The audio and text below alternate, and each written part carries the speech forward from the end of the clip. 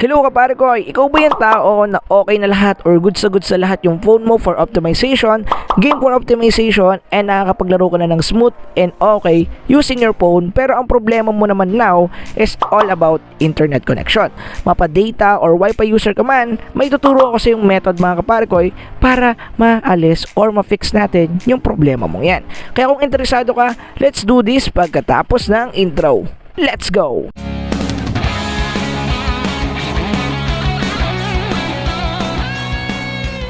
Hello mga Parekoy, bago tayo magsimula sa mismong content natin for today, gusto ko munang i-recommend sa inyo si 𝗏𝗏𝗡𝗧 application. Ano nga ba si 𝗏𝗏𝗡𝗧 application?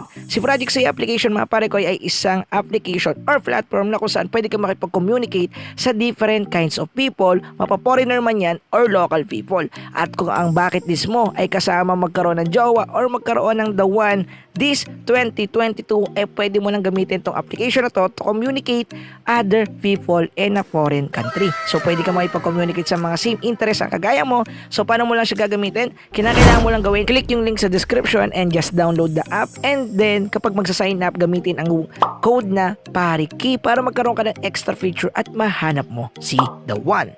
So mga Parekoy, ito yung itsura ng application kapag once nakakaunang open mo pa lang niya. And then pwede ka dito makipag-add ng friends, and then pwede mo rin siyang i-chat. So kapag nahanap mo na si the one, just follow it and then chat it. Ganun lang yun mga Parekoy. And then dito sa Discover, ang pinakamalupit na features niya is itong tatlong to.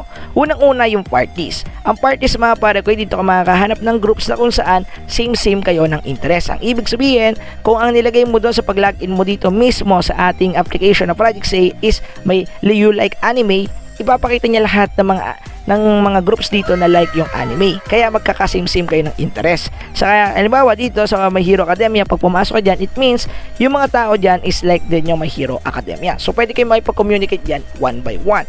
At ang maganda dito mga Parekoy ay dito sa circle. Kasi pwede ka dito maghanap ng sarili mong topic. As you can see, meron dito mga Parekoy. At yung minsan yung iba dito ay medyo romance yung topic. Minsan meron din dito ang sexy topic and etc. So kayo nang bahala dyan. Pwede na kayo makipag-communicate sa mga tao dyan.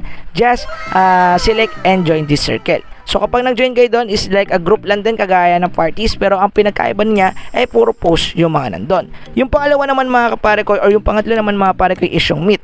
Si Meet naman mga Parekoy yung pinaka the best features niya. Bakit ka mo? Kasi pwede ka dito makipag-text match at saka makapag-video match. Ang maganda dito mga Parekoy dahil kapag ikaw ay naka-select ng video match, lahat ng sinelect mo kanina sa pagsa-sign up mo sa application na to na mga interest mo is same lang din nung hahanapin ng application na to based on their algorithm na mga tao na gumagamit application. So ibig sabihin, pwede kayo magkita sa isang matchmaking, and then pwede kayo mag-usap sa mga favorite ninyo topic. So yun yung maganda doon mga Parekoy. So ano pang inaantay mo? I-download mo na to, baka mahanap mo si the one. Link in the description guys. Click it. So mga Kaparekoy, in our previous videos is pinag-usapan natin is all about optimization ng game, and syempre unlocking high graphics or high refresh rate and optimization ng phone. At hindi natin napag-usapan it's all about internet. At maraming mga nagsasabi sa akin, Kaparekoy, gawa ka naman about sa internet kasi syempre naglalag kami, okay naman yung phone namin, gawa na naman namin lahat ng optimization mo, which is makes sense naman. Tama naman sila mga Parekoy, and usually ginagawa ko na talaga ng plano nung nababasa ko yung mga comment niyo. Pasensya lang, hindi ko na makapag-reply agad kasi usually medyo busy si Parekoy Steven Tips. Pero ngayon mga Parekoy, gagawa natin yung video using this new method and application. Ang pangalan ng gagamitin nating application mga Parekoy is 𝗦𝗘𝗖𝗢𝗡𝗄. Ano nga ba si 𝗦𝗘𝗄𝗏? Si 𝗦𝗘𝗄𝗏 mga Parekoy isang DNS changer for DNS and HTTP TLS. At ang pinagkaiba niya sa lahat ng DNS server or DNS changer application na pwede mong i-download sa Google Play Store ay meron siya mga built-in features. So papakita ko yun mamaya at kung ano yung mga DNS na wala sa iba, which is naka-private or kaya public DNS na hindi nila nire-reflect sa application nila. Pero using 𝗦𝗘𝗏, lahat yan is ma-access natin at ipapakita ko yun mamaya. Ngayon, let's jump sa mismong application. Ngayon mga Parekoy, ang gusto kong i-focus dito is ito ay supported for mobile data and Wi-Fi. So papakita ko sa inyo mamaya yung testing ng mobile data and Wi-Fi ko para maniwala kayo na sobrang effective niya. Pag open nyo ng 𝗦𝗘𝗏 mga Parekoy, so by the way, ang link is in the description. So mga Parekoy, sa loob ng ating 𝗦𝗏𝗏 application, ito lang yung kanyang interface. Napaka-simple and napakadali intindihin. Pag kinilik mo yung hamburger menu sa taas, which is nasa upper left, Click nyo lang yan, and then makikita ninyo dito yung kinds of settings. So pwede kayo maglagay ng DNS rules, or pwede nyo basahin yung DNS rules. Pwede rin kayo mag-customize. Okay, pwede kayo mag-customize dyan. Click natin DNS rules, and pwede tayo mag-add, etc. Pero anyway, masyado yung komplikado kaya hindi ko na itatackle. Gusto ko lang ipakita sa inyo yung mga features na to. Pwede rin kayo mag-create a shortcut server. Halimbawa ito, pwede kayo mamili about dyan. And pwede nyo rin naman siya ma-access through these features. Click nyo lang to kasi dito tayo magbe-base or magpo-focus dito sa dalawang to. Kapag kinalik natin yung parang shelf icon, meron kayong makikita dito ang kinds of DNS. At ang maganda dito mga kaparekoy, lahat ng DNS na yan ay meron different kinds of features. Yun yung pinaka gusto ko sa kanya. Pero hindi muna tayo dyan magpo-focus kasi meron ding isa, yung Wi-Fi icon. Napakadami ring DNS na meron sa kanya. At ang pinakamalupit dito mga kaparekoy is yung kanyang start test features. So paano naman siya gumagana? So ngayon focus muna tayo sa server speed comparison. Click nyo lang yung start the test. So dito mga kaparekoy, ipapakita niya kung ano yung ping na makukuha natin kapag gagamitin natin yung mga servers. So mga kaparekoy, medyo keep it mind lang na medyo matagal yung kanyang network testing. Kasi syempre napakadaming server niyan at lahat yan guys is iti-test kung saan location na nasan ka at syempre kung anong wifi or network yung gamit mo. Kung yan man ay mobile data or internet.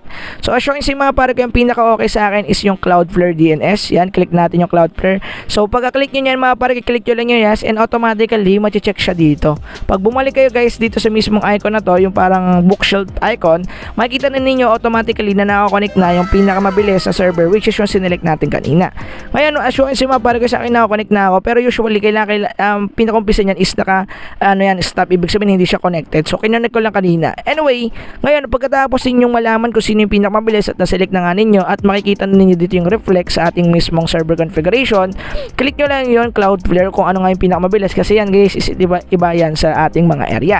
Usually yung pinaka-favorite ko talaga at malakas talaga sa area namin is yung Yandex DNS which is wala dito sa application na to. Kasi nga yung mismong Yandex DNS na yan is bago pa lang. Pero hindi porket bago mga kaparekoy is hindi nalilis sa ibang DNS server. Pero ang maganda kasi dito sa application na to mga kaparekoy, kung ano yung mga old at saka yung mga, alam mo yung mga batikan na talaga sa DNS or larangan ng DNS is nandito talaga. And every DNS pa nga pala dito mga kaparekoy ay meron kanya-kanyang different kinds of features. Lalo na ito mga kaparekoy yung clean browsing adult filter which is dito pag ginamit mo yan, pag sinelect mo siya and then mag-ano ka guys, punta ka sa yung browser and then try mo mag-search dyan ng adult website, hindi na siya makikita basta kasama siya sa filtering ng clean browsing. Ang ibig sabihin, meron pa ring tendency na gumana or meron pa ring tendency na select mo sila, pero usually ang mangyayari doon mga kaparekoy is mabablock siya. So yun yung maganda dito sa mga adult filtering website. So sure si guys, naka-connect na ako sa Cloudflare, click ko lang yung okay and then click ko lang yung start. So mga kaparekoy, ang indicator na gumagana na yung DNS natin is kapag may nakita na kayong VPN icon sa taas. So don't worry mga kaparekoy, ito ay natural lang. Lalo na kapag gumagamit ka ng DNS or kaya ng VPN application or any kinds of VPN or application na kumukonect or nangingialam sa connection ng ating internet connection. So nagiging indicator lang to na meron na isang third party application na nag-access ng internet natin or nangingialam sa connection, which is natural lang naman mga kaparekoy. So don't worry about that. So baka kasi may mga nagtanong dyan kasi VPN siya, matakot yung iba kung makakabandaw ba yan sa MLBB. Ang sagot niya mga kaparekoy is hindi. At saka nababan lang naman yung mga VPN users na naglalaro sa MLBB or sa ibang game yung mga illegal VPN na ang purpose is palagyan yung mga kalaban. Meron kasi talagang mga ganun mga kaparekoy at yun ay hindi registered sa Play Store. Pero anyway, ngayon papatesting ko na or testing na natin yung mismo speed test niya. Let's go!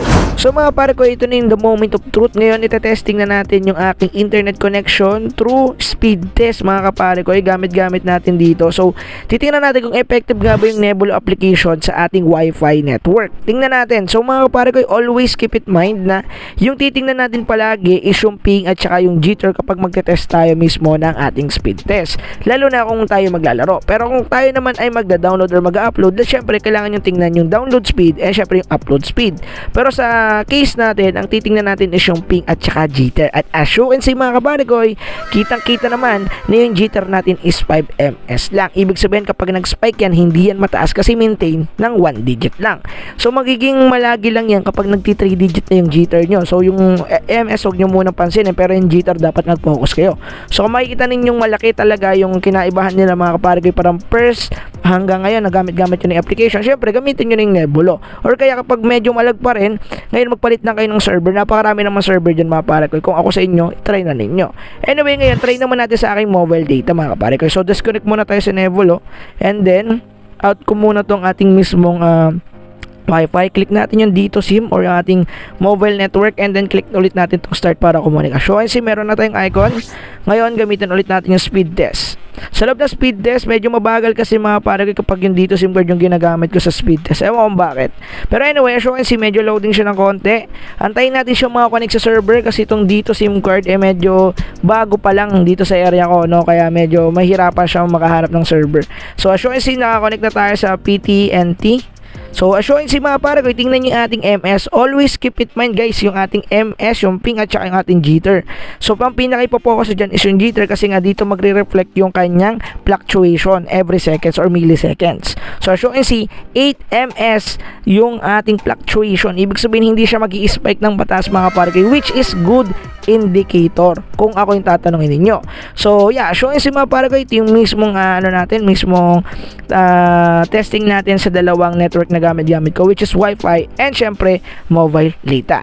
So mga Parekoy, dito na tatapusin yung video, and naniniwala naman ako na paliwanag ko na sa inyo lahat. Pagkatapos yung gamitin yung Nebulo mga Kaparekoy, pwede na kayo maglaro if nakita ninyo na super okay naman ng ating mismong speed test result. Always keep it mind na yung titingnan ninyo is yung jitter at saka yung kanyang ping. Doon lang kayo mag-focus, huwag nyo na i-focus yung download speed and syempre yung upload speed if ang purpose nga ng paggamit niyo ng internet connection ninyo is for gaming. Pero syempre kung magda-download upload kayo, focus nyo yung dalawa. Pero anyway, dito na rin tatapusin yung video. I hope na gustuhan nyo yung tutorial natin for today. And syempre guys, please download the 𝗦𝗘𝗖𝗢𝗡𝗗𝗅 yung gamitin yung code na PAREKY para sa ating promotion video ngayon.